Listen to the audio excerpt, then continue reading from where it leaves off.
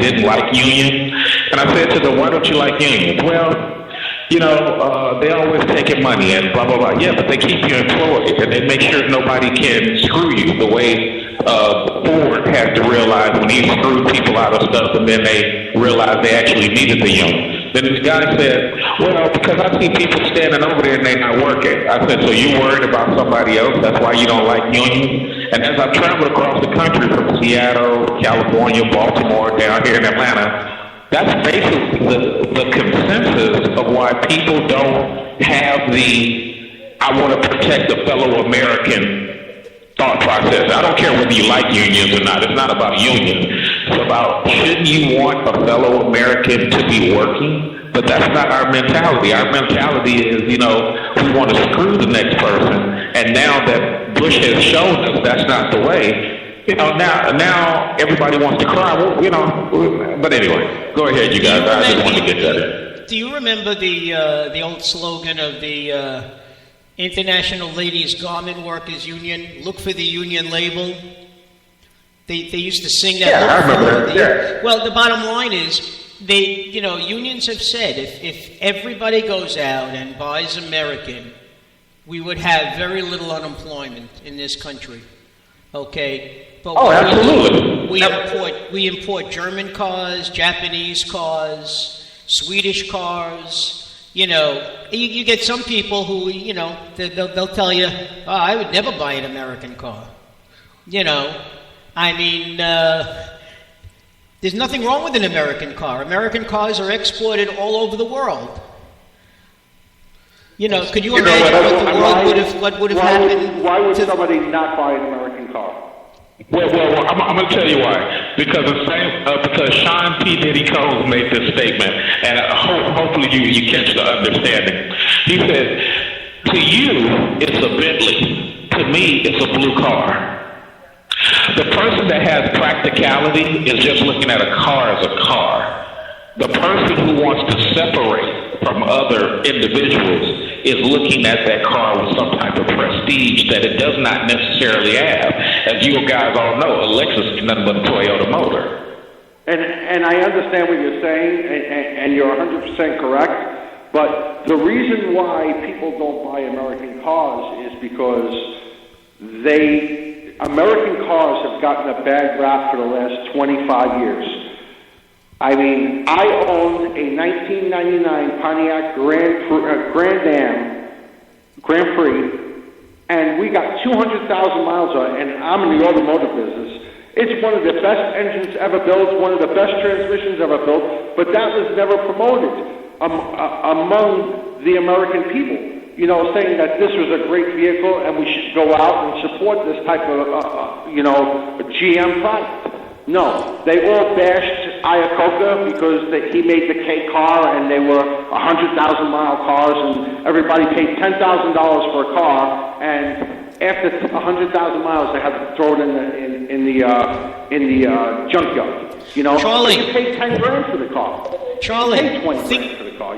You get what for. But it's your fellow American that demonized it. It wasn't even I disagree with that. But, Charlie, going back to the union thing, the problem, what happened with the unions is, and, me being, a Teamster also, I worked for Local 3, they priced themselves out of the market. If you want to do electrical work in Manhattan, if you're not Local 3, you're not getting in there. So the prices to do electrical work in Manhattan is 3 times the cost to do electrical work in Queens. And they work at half of the rate because they know they can't get fired. So there had to be some sort of a happy medium between having a union and a non-union work environment. Well, you see, if you're a union person, all right, you have your benefits. Hopefully, God willing, you have your pension. All right, you're never going to make 6 figures, okay? You're never going to make 6 figures. I retired, and I had friends who were in industry who made 6 figures. They've always made more money than me. But I have the benefit of a pension, and sick days and hospitalization. Okay, they had to buy all that stuff. So while they made the money, I won't even say that I had security, because I was one of the teachers in New York City in '76 who was laid off, which was unheard of, okay, at that time. One reason why people went into civil service, all right, was because of the security, and there just wasn't any. But think about what you said, getting back to a point you said about your Pontiac, okay, how the PR wasn't good. They didn't advertise well. Now I want you to come to 2014 and think about last week's elections and all the Democrats who ran away from the president when the Democratic Party had such, what I think was a very strong platform to run on. Unemployment went from 10.6 to 5.8. Wall Street is going through the roof. Now, granted, if but you that's don't a have lie, money, Mark. Let's not go on the unemployment line there, because and I know that those numbers are absolutely false. Oh no, I was going to say there are many people who stopped applying for unemployment, who have part-time jobs, and it's just not picked up. But even if you add another couple of points to the unemployment rate, it's it's still down from the 10.6 that it was. I hear it's a lot more than a couple of points. It brings it up to around 15 points. Let's just say it is a couple of points, but the people that did get jobs, the jobs that they got are not at the same salary that they were making prior. I agree with you. And you see, that's the problem is a lot of times the people in the Beltway, we know this thing, or the people who think in the Beltway, we know this thing, but that's not where I think his point is. His point is the popularity of the appearance. So if you got a person who was out of something for 2 years, just the fact that he has something that's $5 less, he might be just so happy to get it. It's the same thing with Obamacare. I work in medical.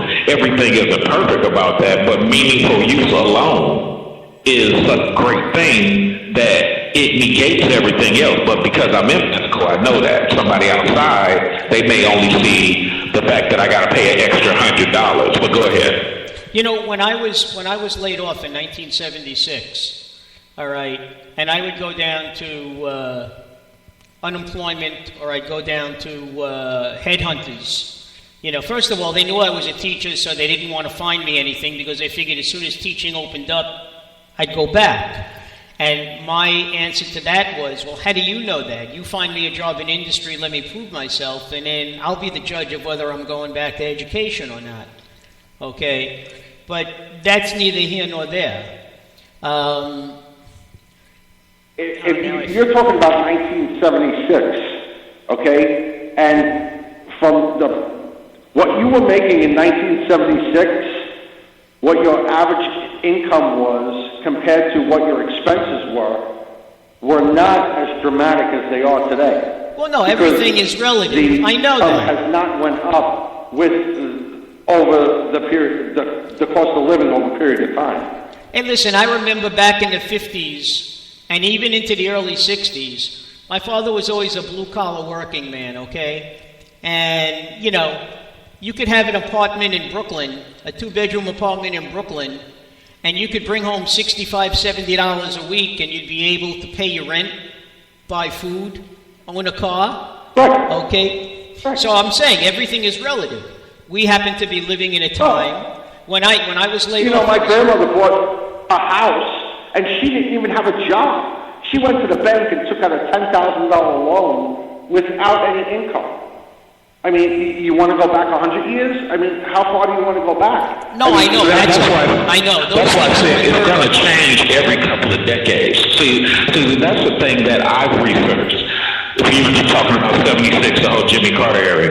My point is that it's going to change every couple of decades. When we look at these numbers of how much a house and, how much the cost of moving, the guy standing over near a mountain who stays up the street from the movie theater and the grocery store is instantly saving $300 to $500 a month compared to you living downtown. So it is all relative. And I did just want to interject what the gentleman said about secure. I think that's what that whole era and the union era gave you with the drawbacks that they outpriced themselves, is that it gave you the security. Some little young punk who just graduated college couldn't come to the company and say, hey, company, I can save you $30,000. Let's fire all these people. Because there would be a union or a rep or a shop steward that would say, no, fellas, go back to work. I don't know what these guys are talking about. You're not going to do that. And that's the consistency that I wanted to mention. I absolutely understand that perspective of, being in a union, that you can't get, they're not going to fire 35 guys and have it replaced by one. That's not going to, they're not going to allow that to happen. But there are some drawbacks on the economics from dealing with unions. Truckers union, electrical union, plumbers union. They're more expensive. It's harder to be more competitive. But I am pro-union. I absolutely would love to have a union. I'm in the automotive industry my whole life. 35 years as a owner of gas stations, repair shops, and general managers of big corporations, of stores. And my salary has not went up. Actually, my salary has went down over the last 10 years. I make less now than I made in 10 years ago. So, and prices have went up for the business. They've increased their rates, but they haven't passed it along to the employee. And that's where the union comes to benefit. Well, if you're going to raise your prices, well, we need to increase the salaries also, but the unions don't enforce good work ethic. They allow their employees to slack off and not do the proper job, and they get away with it. That's the only problem I have with the union. Okay, I think we lost Q. I don't know what happened. It's true, though. The unions protect the good along with the bad. I saw that in education myself, And back in 76, it wasn't Jimmy Carter. I remember the headline in the Daily News. It was President Ford, and the city was going through a terrible fiscal crisis, and it said, Ford to the city, drop dead. Okay? That's what the headline read in the Daily News. I'll never forget that. Yeah, I don't remember a lot about Jimmy Carter because I was in elementary school at that time, and I remember the Iran crisis, and I remember when Reagan took over, he got the hostages freed, and that was like he was the savior. Okay, he couldn't do anything wrong after that, and that's all I really remember of that whole crisis. Well, I'm going to make a lot of enemies now, but I'm going to say that the greatest acting job that Ronald Reagan ever pulled was his 8 years as president. Okay? Those 8 years, he was numero uno. He was the star. He used to make B movies. He used to make movies, Bedtime for Bonzo. His co-star was a monkey, I mean, but that's what people who are not fans of Ronald Reagan, that's what they used to say, that his 8 years as president were the best acting role he ever had. Okay? And of course, Republicans worship him. But then again, he was also the one when who he got shot, it was another big crisis too, and it just promoted it, because he got shot, the assassination on the president. And I'm not a Reagan fan, and I'm not a Bush fan, but they... No, you hate to see something like that, I mean, it's usually a crazy person, and that's exactly what it was. You know, but you hate to see something like that. Absolutely. Absolutely. But